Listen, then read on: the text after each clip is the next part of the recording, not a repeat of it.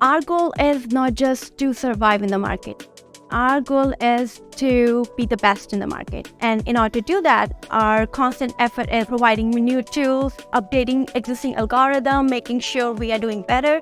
So in order to ensure that, we are doing lots of different type of testing. We are doing AFM, benchmarking, and end-to-end testing. Having the tests automated allows us to generate a lot of data right across all the testing we have. And once we have the data, we are able to pinpoint at any single point failures as early as possible so that those issues can get addressed way before our customer gets their hands on any of these software and solutions.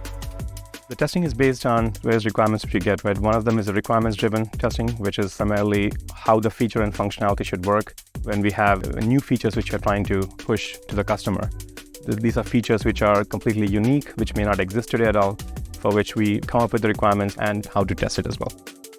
The way we have this testing set up, we rely on automation. We call it the end-to-end setup, where we kind of simulate how a customer would create a job on the application and change various parameters or settings on the camera, and then they deploy that job and to be able to run that job on the camera. The other setup which we are using is the benchmarking, where we try to see how our algorithms are performing in terms of barcode decode. Then we do some sort of comparison with other competitors that gives us a reality check, what we need to do in order to make it better, not just better, even best.